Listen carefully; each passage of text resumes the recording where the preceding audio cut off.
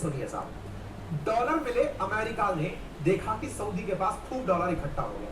अच्छा, आपके दिमाग में एक प्रश्न और बनेगा कि यार ऐसा क्या था कि डॉलर का इतना बड़ा सिक्का चलता था।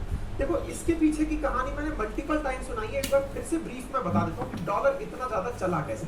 इसके पीछे की गणित केवल इतनी सी समझो कि फर्स्ट वर्ल्ड वॉर में अमेरिका बहुत लेट एंट्री करता है और दुनिया में वेपन्स का और पैसे का सप्लायर बनता है।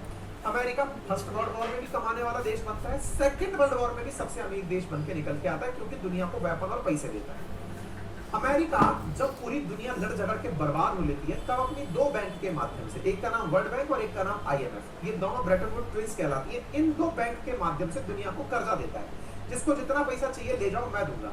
अमेरिका का ये जो पैसा देने का तरीका था ना इन देशों को, इसने सबको अमेरिका के प्रति गुलाम बना दिया कि प्रभु आप ही हो। उस समय तक दुनिया के देश एक दूसरे के साथ गोल्ड में व्यापार करते थे, गोल्ड में व्यापार करते थे, गोल्ड ही करेंसी हुआ करता था। दुनिया का सबसे ज्यादा गोल्ड अमेरिका ने अपने पास इकट्ठा कर लिया। अमेरिका के पास हुए गोल्ड के इकट्ठे होने के बाद कि अब यार रोजाना गोल्ड थोड़ी चलेगा, कोई चोरी भी हो सकता है, नकली भी गोल्ड आ सकता है, तो बोले एक काम करते हैं, गोल्ड को तो रखते हैं हम अपने रिजर्व में और उसकी एवज में हम नोट की छपाई करते हैं। उस नोट को डॉलर कहा गया।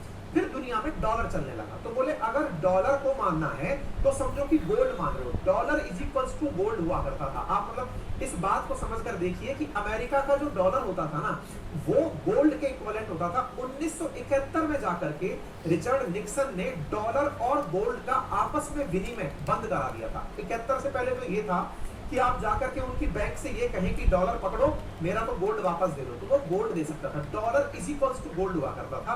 71 में जाकर अमेरिका ने डॉलर और गोल्ड के बीच का कनेक्शन खत्म कर दिया। बोले नहीं, अब हमारी अपनी वैल्यू इतनी है कि हम अपने आराम से गोल्ड को चला सकते हैं, डॉलर को चला सकते हैं। खैर, अमेरिका और इन्होंने एग्रीमेंट किया और इन्हें भर भर के डॉलर मिलने लगे। कोई बात नहीं साहब, बढ़िया एग्रीमेंट हो गया, बढ़िया डॉलर मिलने लगे। अब दिक्कत क्या आती है, अमेरिका ने देखा कि यार हमारा तो जो सारा पैसा है, तेल खरीदते हैं दुनिया वाले, इससे इसको डॉलर मिल रहे हैं और सऊदी की सुरक्षा की गारंटी अमेरिका ने ले ली। सऊदी तो खूब तेजी से तरक्की करने लग गया, इतनी सी आबादी और जबरदस्त तरक्की, दुनिया की टॉप 10 इकोनॉमीज में आ गया।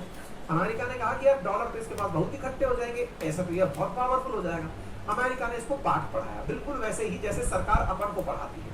अपन को सरकार कैसे पढ़ाती है कि देखो अकाउंट खुलवाओ, हम आपको सीधा आपके अकाउंट में पैसा भेजेंगे। जनधन अकाउंट खुलवा दिए सरकार ने, जनता के अकाउंट में पैसा आ रहा है, आप और हम बहुत खुश हैं। ये देखिए सरकार कितनी अच्छी अकाउंट में पैसा दे दी हमको। अकाउंट में जो पैसा है वो आपके हाथ में जब तक बाहर नहीं आया तब तक वो सरकार का ही है, यूं समझिए। आप कहेंगे क्या बात कर रहे हो? जी हाँ, आपके अकाउंट में रखा हुआ पैसा फिजिकल गुड्स के रूप में नहीं रखा है, नंबर्स के रूप में रखा हुआ है। जिसको आप समझकर चल रहे हैं वो असल में कहीं ना कहीं जमा है। सरकार उसी की तो घुमाफिरी कर करके पैसे बना रही है। किसी को लोन देना हो, किसी को कर्जा देना हो, किसी कंपनी का डेट मिटाना हो, कंपनीज को सरकारी तरीके से बैंक के माध्यम से चलाया ही इसलिए जाता है